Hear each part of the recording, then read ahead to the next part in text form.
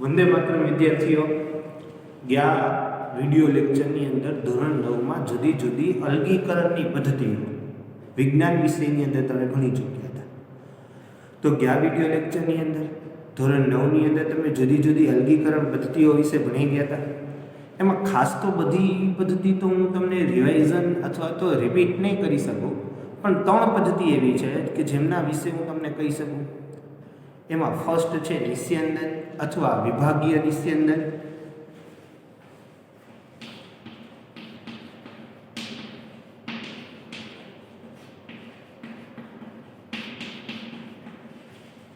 તો નિસ્યંદન અથવા વિભાગીય નિસ્યંદન કોને કહેવાય? નિસ્યંદન અથવા વિભાગીય નિસ્યંદન કોને કહેવાય?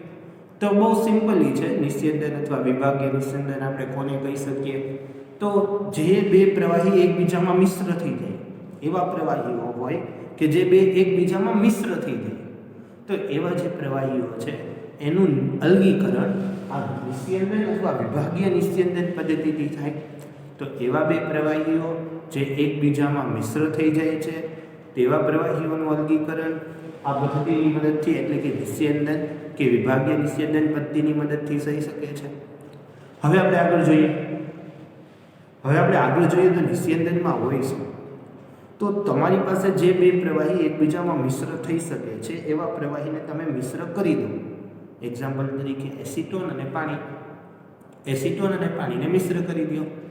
એસિટોન અને પાણીને મિશ્ર કર્યા પછી તમે એને ગરમ કરશો. તમે જેવું એને ગરમ કરશો તો સૌ પ્રથમ પહેલાં એસિટોનની વેપર બનશે, એસિટોનની વરાળ બનશે. એ વરાળને તમે લઈ લેવાની, ઠંડી પાડી દેવાની. તો એસિટોન છે એ અલગ પાત્રમાં રહેશે, અને જે આપણે જે મિશ્રણવાળું પાત્ર લીધું હતું એમાં બધા જ એસિટોનની તો વરાળ બની ગઈ.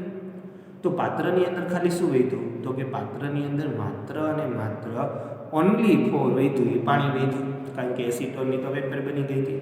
બસ આ પદ્ધતિને વિભાગીય અથવા તો નિસ્યંદન પદ્ધતિ તરીકે ઓળખવામાં આવે છે. તો ફરીથી એક વખત આખી પદ્ધતિ બોલી જાઉં છું. પાણી અને એસિટોનના મિશ્રણને જુદા જુદા તાપમાને ગરમ કરો. જુદા જુદા તાપમાને ગરમ કરતાં એસિટોનની વરાળ બને છે. આ વરાળ છે એમને ઠંડી પાડતા એસિટોન બીજા પાત્રની અંદર એકઠું થાય છે અને પાણી છે એ મૂળ પાત્રમાં રહી જાય છે.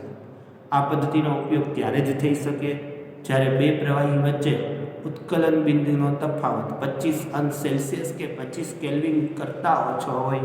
તો આ પદ્ધતિ અથવા તો આ મેથડ ત્યારે જ ઉપયોગી બની શકે જ્યારે બે પ્રવાહી વચ્ચેનો તફાવત 25 કેલ્વિન કે 25°C કરતાં ઓછો હોવો જોઈએ. તો આમની બેની આકૃતિ છે. નિસ્યંદનની પણ આકૃતિ આપેલી છે, વિભાગીય નિસ્યંદનની પણ આકૃતિ ટેક્સ્ટબુકની અંદર આપેલી છે. એમને એક વખત રિફર કરવી. એક્ઝામ્પલ તરીકે આનો ઉપયોગ પેટ્રોલિયમ વિભાગીય નિસ્યંદનની અંદર થાય. 8મા ધોરણમાં આપણે પેટ્રોલિયમ વિભાગીય નિસ્યંદન ટાવર પણ જોયો હતો. એ સિવાય આ પદ્ધતિનો ઉપયોગ બીજે ક્યાં થાય? તો બીજે તો હવા છે તો એ જુદા જુદા વાયુઓનું મિશ્રણ છે. તો આ જે હવા જુદા જુદા વાયુઓનું મિશ્રણ છે તો એમાંથી વાયુઓનું અલગીકરણ કરવા માટે પણ આ પદ્ધતિનો ઉપયોગ થાય. દાખલા તરીકે આપણી આજુબાજુની જે હવા છે એને ભેગી કરી દેવાની. ભેગી કરી દબાણ વધારવાનું ને તાપમાન ઘટાડવાનું. તમે જેમ જેમ દબાણ વધારતા જશો અને તાપમાન ઘટાડતા જશો તેવી રીતે બધી જ હવા છે એનું પ્રવાહીમાં રૂપાંતરણ થશે. એટલે કે જે કોઈ હવા છે એ પ્રવાહીકૃત હવા બનશે. આ જે પ્રવાહીકૃત હવા છે એમને ફરીથી જુદા જુદા તાપમાને ગરમ કરશો તો ઓક્સિજનનું તાપમાન એટલે કે ઉત્કલન બિંદુ અલગ હશે, નાઇટ્રોજનનું ઉત્કલન બિંદુ અલગ હશે. જેનું ઉત્કલન બિંદુ હશે એ ઉત્કલન બિંદુએ એ જ વાયુ પ્રવાહી સ્વરૂપે તમને પ્રાપ્ત થશે. તો સામાન્ય રીતે આમનો બી ક્રમદર્શી આલેખ દોરેલો છે ટેક્સ્ટબુકમાં.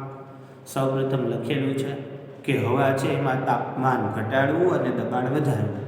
પછી લખેલું છે કે પ્રવાહીકૃત હવા પ્રાપ્ત થશે.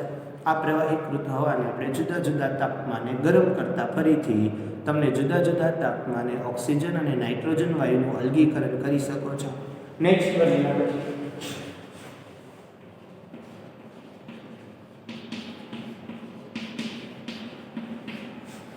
સ્ફટિકીકરણ.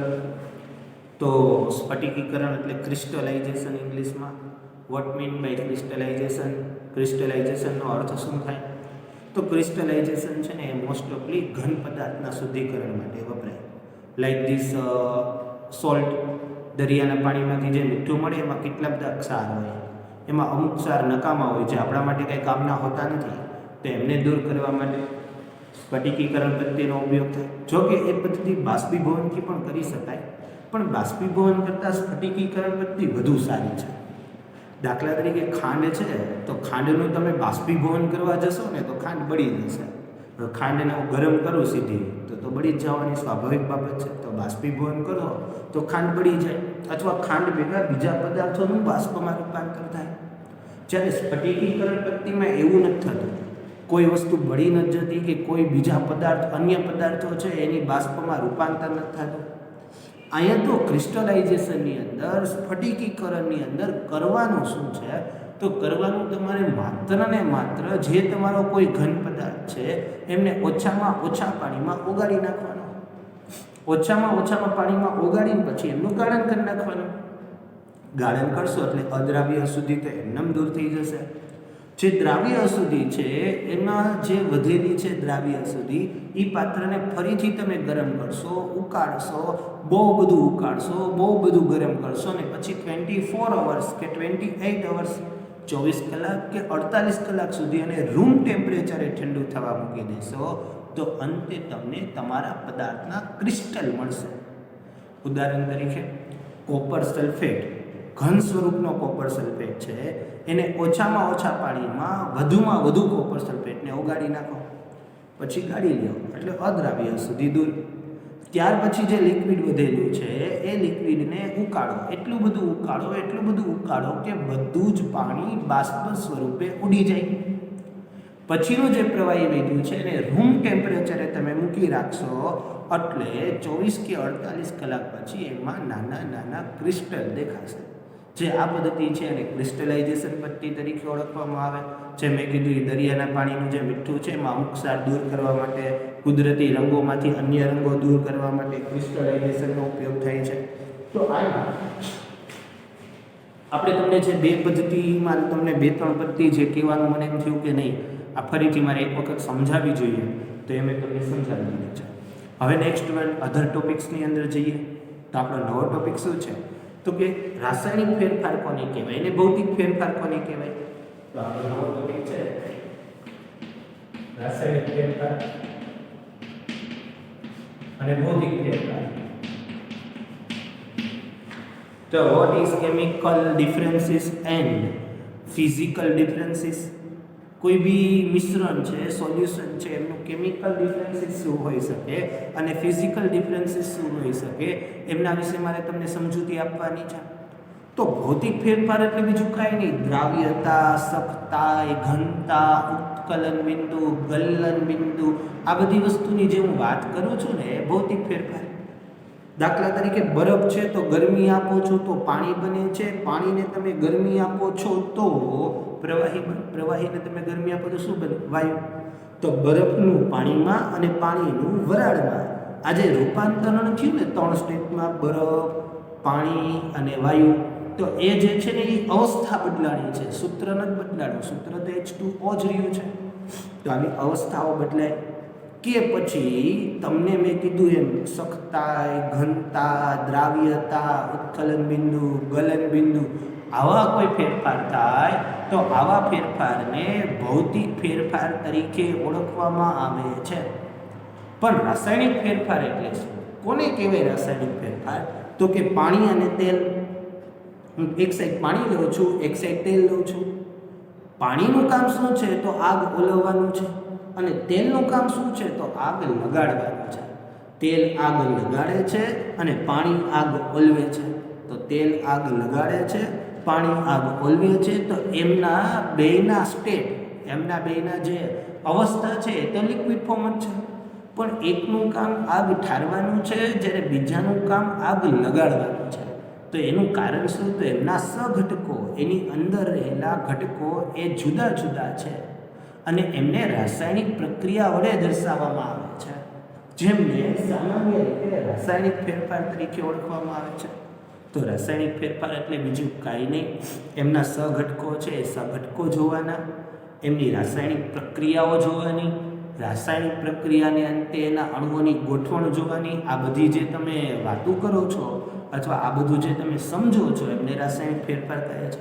આમ છતાં આપણે પીડીએફની અંદર રાસાયણિક ફેરફાર એટલે શું એમની વ્યાખ્યા, ભૌતિક ફેરફાર એટલે શું એમની વ્યાખ્યા અને એને રિલેટેડ પોઈન્ટ્સ છે એ આપણે પીડીએફની અંદર એપ્લાય કરી જ લીધા છે, એટલે એ કોઈ ઇસ્યુ છે જ નહીં.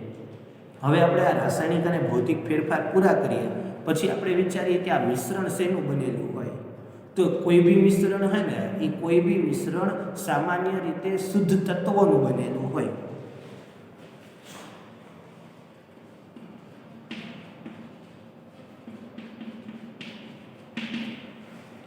કોઈ બી સોલ્યુશન છે એ કોઈ બી સોલ્યુશન શુદ્ધ તત્વોનું બનેલું છે. આ શુદ્ધ તત્વો છે એમની વ્યાખ્યા સૌપ્રથમ રોબર્ટ બોયલે આપી હતી અને ત્યાર પછી એન્ટોની લેવોઝિયરે પણ આમની ડેફિનેશન આપવાનો પ્રયત્ન કર્યો હતો. સૌપ્રથમ પહેલી વખત આમની અન્ડરસ્ટેન્ડિંગ સમજૂતી રોબર્ટ બોયલે આપી હતી અને ત્યાર પછી આમની ડેફિનેશન આપવાનો પ્રયત્ન એન્ટોની લેવોઝિયરે કરેલો હતો. શું કીધું આ બે વ્યક્તિઓએ કે કોઈ બી મિશ્રણ છે એ શુદ્ધ તત્વોનું બનેલું હોય છે અને આવા શુદ્ધ તત્વો આપણી પાસે ઇન્ફિનિટલી 118 છે. આવા જે શુદ્ધ એલિમેન્ટ છે, પ્યોર એલિમેન્ટ છે, તો સાયન્ટિસ્ટ આપને એવું કહે છે કે વર્લ્ડની અંદર અત્યારના સમયમાં એટ ધીસ ટાઈમ અત્યારના સમયમાં 118 એલિમેન્ટ્સ છે જે શુદ્ધ પ્યોર એલિમેન્ટ છે.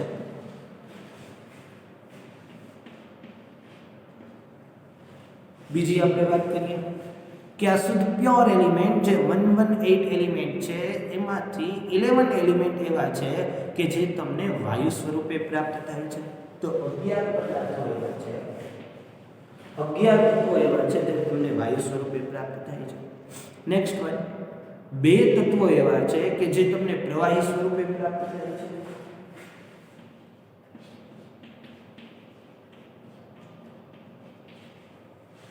જેમની સંજ્ઞા Hg and Br છે. Hg એ મર્ક્યુરી છે અને Br છે બ્રોમિન છે. તો બે એવા પદાર્થો છે, 2 એલિમેન્ટ એવા છે કે જેમના સ્ટેટ લિક્વિડ ફોર્મની અંદર છે અને 2 એલિમેન્ટ એવા છે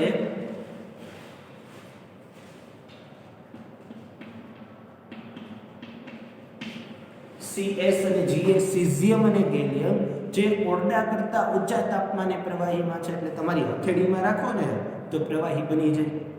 સીઝિયમ અને ગેલિયમ તમારી હથેળીમાં રાખો તો પ્રવાહી બને. મર્ક્યુરી અને બ્રોમિન ઓલરેડી પ્રવાહી હોય.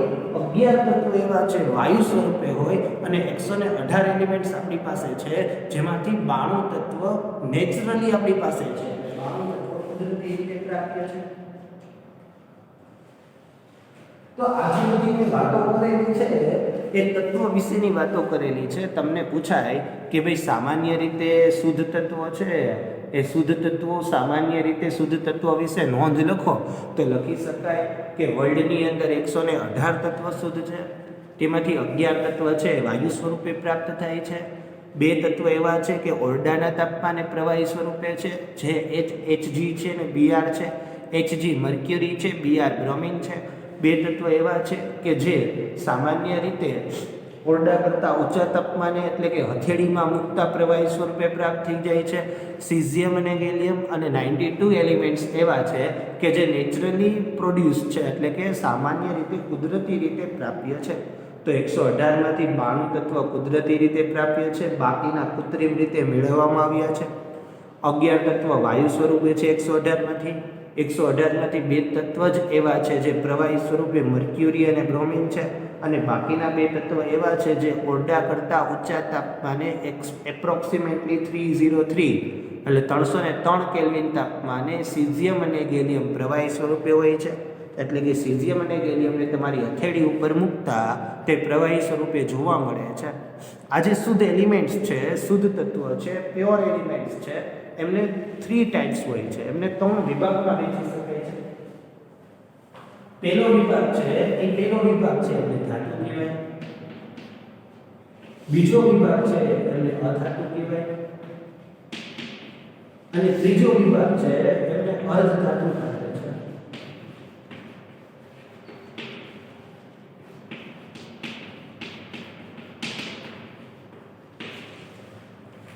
તો સામાન્ય રીતે તમારી પાસે જે શુદ્ધ એલિમેન્ટ છે, પ્યોર એલિમેન્ટ છે, એ 3 વિભાગની અંદર એમને વહેંચવામાં આવ્યા છે. 3 ડિફરન્ટ ટાઈપ્સ. એક છે ધાતુ તરીકે ઓળખવામાં આવે છે, સેકન્ડ છે અધાતુ તરીકે ઓળખવામાં આવે છે, અને થર્ડ અર્ધધાતુ તરીકે ઓળખવામાં આવે છે. ધાતુ કોને કહેવાય? તો ધાતુ પદાર્થ એમના લક્ષણ પરથી ઓળખી શકાય. ધાતુ પદાર્થના કેવા લક્ષણ હોઈ શકે? તો જુઓ, સખત હોય, ઘન સ્વરૂપે હોય, ઉત્કલન બિંદુ અને ગલન બિંદુ ઊંચા હોય, ઉષ્મા અને વિદ્યુતનું સુવાહક હોય, રણકાર ઉત્પન્ન કરે, ચળકાટ ઉત્પન્ન કરે, ટીપાવપણાનો ગુણ ધરાવે, તણાવપણાનો ગુણ ધરાવે,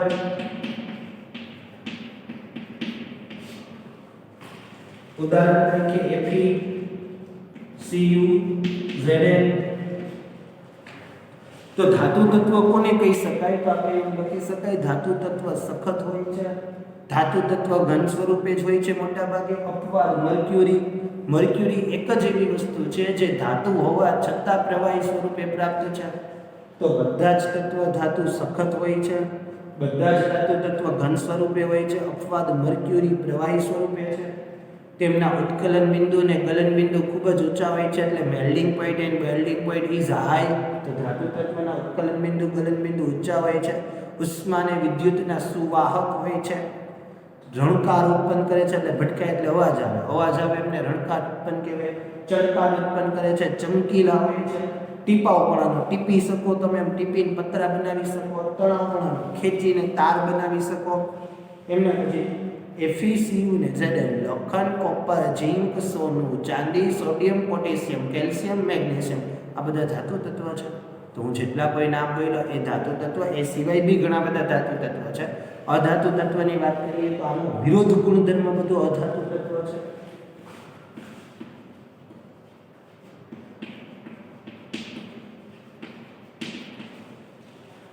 કેવા વિરુદ્ધ ગુણધર્મ? તો વાહકું સખત હોય છે, તો આ લખવાનું બરડ હોય છે. ઘન સ્વરૂપે જ હોય છે, તે લખવાનું પ્રવાહી અને વાયુ સ્વરૂપે હોય છે. અપવાદ બ્રોમિન એક પ્રવાહી સ્વરૂપે છે અધાતુમાં. ઉત્કલન બિંદુ અને ગલન બિંદુ ઊંચા હોય છે, ઉત્કલન બિંદુ અને ગલન બિંદુ ઊંચા હોય છે. ઉષ્મા અને વિદ્યુતનું સુવાહક છે, ઉષ્મા અને વિદ્યુતનું અવાહક અથવા મંદ વાહક છે. રણકાર ઉત્પન્ન કરે છે, રણકાર ઉત્પન્ન નથી કરતો. ચળકાટ ઉત્પન્ન કરે છે, ચળકાટ ઉત્પન્ન નથી કરતો. ટીપાવપણાનો ગુણ ધરાવે છે, ટીપાવપણાનો ગુણ નથી ધરાવતો. તણાવપણાનો ગુણ ધરાવે છે, તણાવપણાનો ગુણ નથી ધરાવતો. ઉદાહરણ તરીકે iodine, bromine, chlorine, oxygen, nitrogen આ બધા જ એલિમેન્ટ્સ છે. Fluorine, chlorine, bromine, nitrogen, oxygen આ બધા જ એલિમેન્ટ્સ અધાતુ તત્વ છે. તો what is metalloid? Definition of metalloid. તો મેટેલોઇડ એટલે શું? ધાતુ અધાતુની તો વાત કરી, પણ મેટેલોઇડ કોને કહેવાય? તો કે જે ધાતુ ગુણધર્મ અને અધાતુ ગુણધર્મ બે લક્ષણો ધરાવે એવા પદાર્થો જે ધાતુના પણ લક્ષણ ધરાવે છે અને અધાતુના પણ લક્ષણ ધરાવે છે, એમને મેટેલોઇડ તરીકે ઓળખવામાં આવે છે. તો મેટેલોઇડ એટલે શું? તમને આવું પૂછાય તો મેટેલોઇડનું ગુજરાતી અર્ધધાતુ થશે. એનો અર્થ એવો કે અમુક તત્વ છે ધાતુના ગુણ પણ ધરાવતા હોય છે, અમુક તત્વ અધાતુના ગુણ પણ ધરાવતા હોય છે. બંનેના ગુણ જે તત્વ ધરાવતું હોય એમને અર્ધધાતુ એટલે કે મેટેલોઇડ કહે છે. સિલિકોન, જર્મેનિયમ, ગેલિયમ,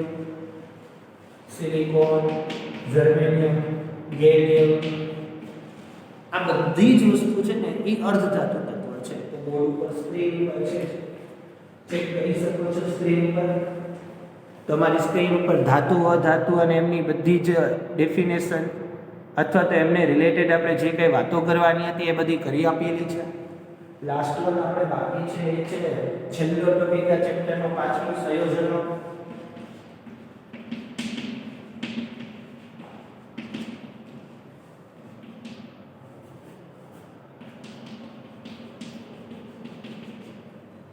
સંયોજનોની વાત કરીએ આપણે તો સંયોજનો છે એ કોને કહેવાય? સંયોજનોની આપણે જ્યારે વાત કરતા હોઈએ ત્યારે તો સંયોજનોના અમુક પોઈન્ટ્સ છે. કોને કહેવાય સંયોજન? તો એક કરતાં વધારે શુદ્ધ તત્વો એકબીજા સાથે સંયોજાઈને સંયોજન બનાવે છે. તો એક કરતાં વધુ શુદ્ધ તત્વો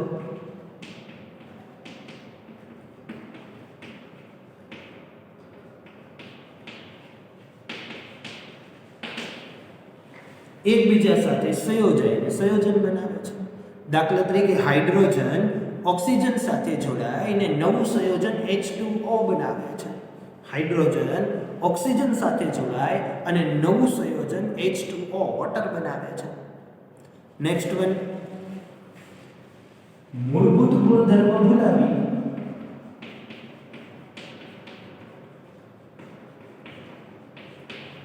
નવો ગુણધર્મ દાખલ કરે છે. મૂળભૂત ગુણધર્મ ભૂલાવી નાખે છે અને નવો ગુણધર્મ દાખલ કરે છે. દાખલા તરીકે આપણે હમણાં જ વાત કરી કે H2 અને O2 બે રિએક્ટ થાય ને H2O પાણી બને. તો હાઇડ્રોજન છે H2 એ હાઈલી ઇન્ફેલિબલ છે. એટલો બધો ઇન્ફેલિબલ છે વિસ્ફોટ સાથે સળગે. અને ઓક્સિજન તો આપણને ખબર જ છે કે દહન પોષક વાયુ છે, વધુ સળગાવે. તો એક વિસ્ફોટક વાયુ છે અને એને વધુ સળગાવવા માટે ઓક્સિજન છે, પણ જ્યારે એ બે સંયોજાય ને ત્યારે વોટર બને છે, વોટર પ્રોડ્યુસ થાય છે. તો વોટરનું કાર્ય તો અમુકનું ઓલવવાનું છે, આગ ઠારવાનું છે. તો વિચારો કે જ્યારે સંયોજનોનું નિર્માણ થશે ને ત્યારે પોતાના મૂળભૂત ગુણધર્મો ભૂલાવી દેશે અને નવા ગુણધર્મ ધરાવતો જ પદાર્થ આપને આપશે.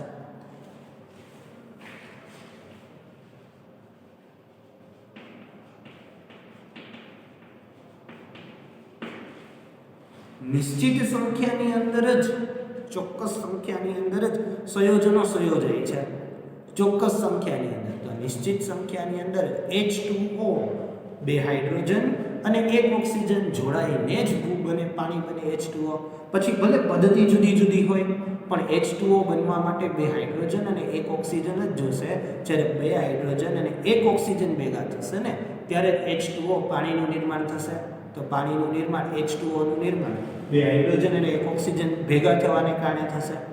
નેક્સ્ટ, આને ક્યારેય ભૌતિક પદ્ધતિથી અલગ ન કરી શકાય, રાસાયણિક પદ્ધતિથી અલગ કરવા પડે. તો સંયોજનોને ભૌતિક પદ્ધતિથી અલગ કરી શકાતા નથી. સંયોજનોને અલગ કરવા માટે રાસાયણિક પદ્ધતિનો જ ઉપયોગ થાય છે. એટલે કે વિદ્યુત રસાયણ અથવા રાસાયણિક પદ્ધતિથી જ તમે સંયોજનોમાં રહેલા શુદ્ધ એલિમેન્ટને અલગ કરી શકો છો. તો તમને બહુ બધું મેં સમજાવી દીધું છે. આખો ટોપિક કમ્પ્લીટલી ક્લિયર કરાવી દીધો છે.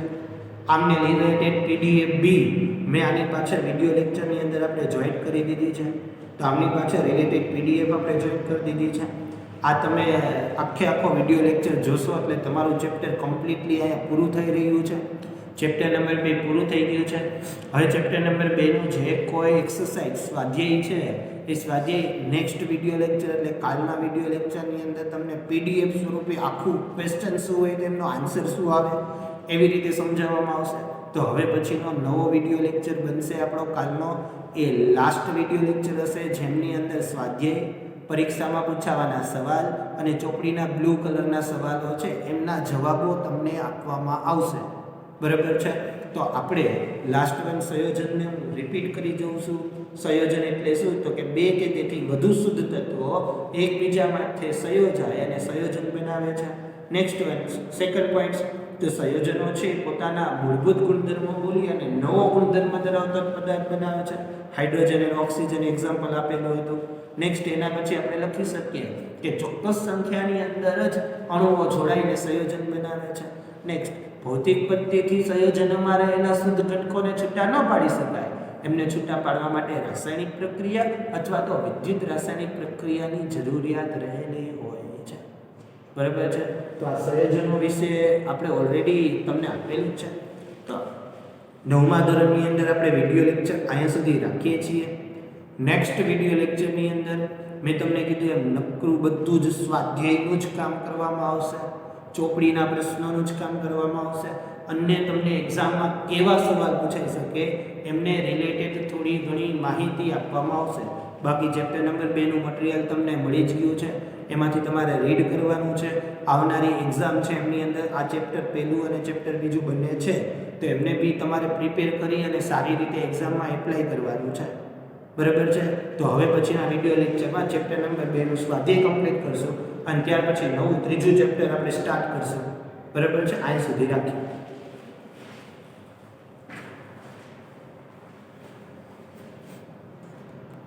જે આપણે વિડીયો લેક્ચરમાં જોયું એને હવે કેવા ક્વેશ્ચન સ્વરૂપે પૂછાય તો તમે ધ્યાન રાખી શકો છો કે પહેલું જોડકા જોડો, તો એમની અંદર ધાતુ, અધાતુ અને અર્ધધાતુ છે. નીચે સાઈડમાં બીજા વિભાગમાં એમના જે કોઈ નેમ લખેલા છે તો તમારે જોડવાનું છે કે ભાઈ ધાતુ સાથે કઈ વસ્તુ આવે, અધાતુ સાથે કઈ વસ્તુ આવે, અર્ધધાતુ સાથે કઈ વસ્તુ આવે.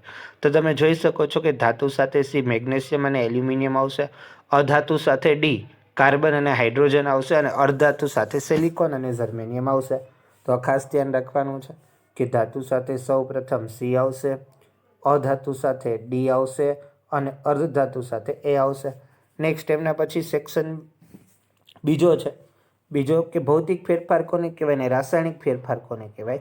તો પહેલા સાથે આવશે બી કે પાણીને ઉકાળીને તેમાંથી બાષ્પનું નિર્માણ કરવું એ ભૌતિક ફેરફાર છે. જ્યારે લોખંડની સપાટી પર કાટ લાગવો એ રાસાયણિક ફેરફાર છે. નેક્સ્ટ એમના પછી એથી આગળ આવી જાય તો કઈ ધાતુ પ્રવાહી સ્વરૂપે હોય ને કઈ ધાતુ સામાન્ય રીતે પ્રવાહી સ્વરૂપે ધાતુ હોય ને પ્રવાહી સ્વરૂપે અધાતુ.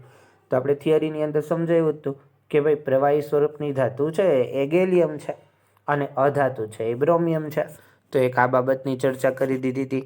ત્યાર પછી નીચે જુદા જુદા જે કંઈ ઝાડનું કાપવું, તવીમાં માખણ પીગળવું, તિજોરીને કાટ લાગવો, પાણીને ઉકાળીને વરાળ બનાવવી, વિદ્યુત પ્રવાહ પસાર કરી હાઇડ્રોજન ઓક્સિજન છૂટા પાડવા, ક્ષારમાં મીઠું ઓગાળવું, ક્યાં કાચા ફળોનું ફ્રૂટ સલાડ બનાવવું અને કાગળ અને લાકડાનું સળગવું. તો આ બધી જ જે કઈ વસ્તુ છે તેમાં કયો ફેરફાર એવો છે કે જેને ભૌતિક કહેવાય અને કયો ફેરફાર એવો છે કે જેમને રાસાયણિક કહેવાય. તો નીચે એમના આન્સરની અંદર લખેલું જ છે કે જે કોઈ આપને આટલા ફેરફારો આપેલા છે તો આટલા ફેરફારો છે એ ભૌતિક છે અને આટલા ફેરફારો છે રાસાયણિક છે. તો ભૌતિક ફેરફારો અને રાસાયણિક ફેરફારો આપણે લખેલા છે, જેમ કે ઝાડનું કાપવું, તવીમાં માખણ પીગળવું, પાણીને ઉકાળીને વરાળ બનાવી, મીઠું ઓગાળવું, કાચા ફળો વડે ફ્રૂટ સલાડ બનાવવું. તો આ બધા જ ફેરફાર ભૌતિક ફેરફાર છે. પણ તિજોરીને કાટ લાગવો, વિદ્યુત વિભાજન દ્વારા હાઇડ્રોજનને ઓક્સિજનને છૂટું પાડવું, કાગળ અને લાકડાનું સળગવું આ રાસાયણિક ફેરફારો છે. નેક્સ્ટ એમના પછી એથી આપણે આગળ જોઈએ તો હવે તમારી આસપાસની વસ્તુઓ શુદ્ધ પદાર્થ અથવા તો મિશ્રણમાં અલગ અલગ કરવાનો પ્રયત્ન કરો. હવે જો આપણી આસપાસ છે ને એ કયા પદાર્થો શુદ્ધ હોય તો તમે જોઈ શકો છો પાણી, પછી તમે જોઈ શકો છો ખાંડ, સોનું, મીઠું, ચાંદી અને રબર. આ બધા શુદ્ધ પદાર્થો છે. જ્યારે દૂધ, લાકડું, સ્ટીલ, કોલસો, પ્લાસ્ટિક, માટી, સાબુ, ડિટર્જન્ટ અને વલ્કેનાઇઝેશન રબર આ બધા છે અશુદ્ધ પદાર્થો છે. તો તમને આવો ક્વેશ્ચન પૂછાય પાંચમો કે તમારી આસપાસની વસ્તુઓને શુદ્ધ પદાર્થોને અથવા મિશ્રણને અલગ કરવાનો પ્રયત્ન કરો તો તમારે આવો જવાબ લખવાનો છે. નેક્સ્ટ મિશ્રણ અને સંયોજનનો તફાવત. આ મોસ્ટ આઈએમપી ક્વેશ્ચન છે. મિશ્રણ અને સંયોજનનો તફાવત મોસ્ટ આઈએમપી ક્વેશ્ચન છે જે એક્ઝામમાં પૂછાવાની પૂરી શક્યતાઓ છે.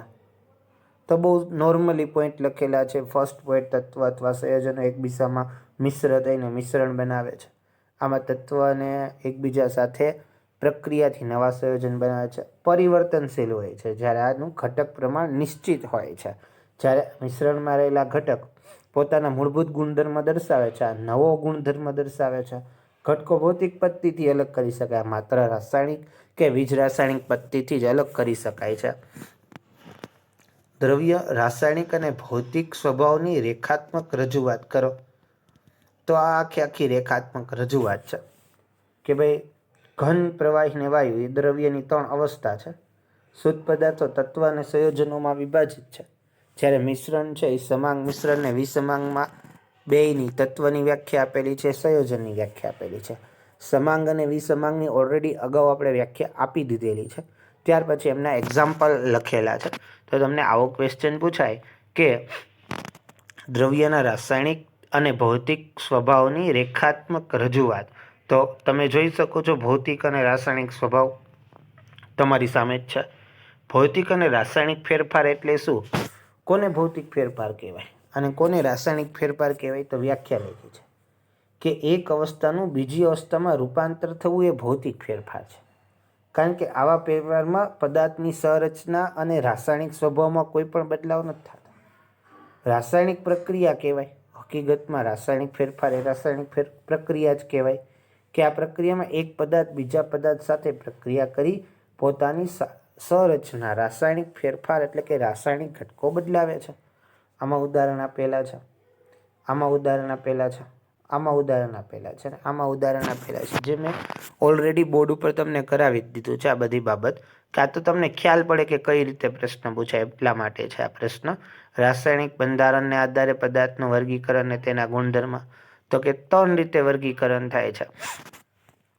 સામાન્ય રીતે ધાતુમાં, અધાતુમાં અને અર્ધધાતુમાં.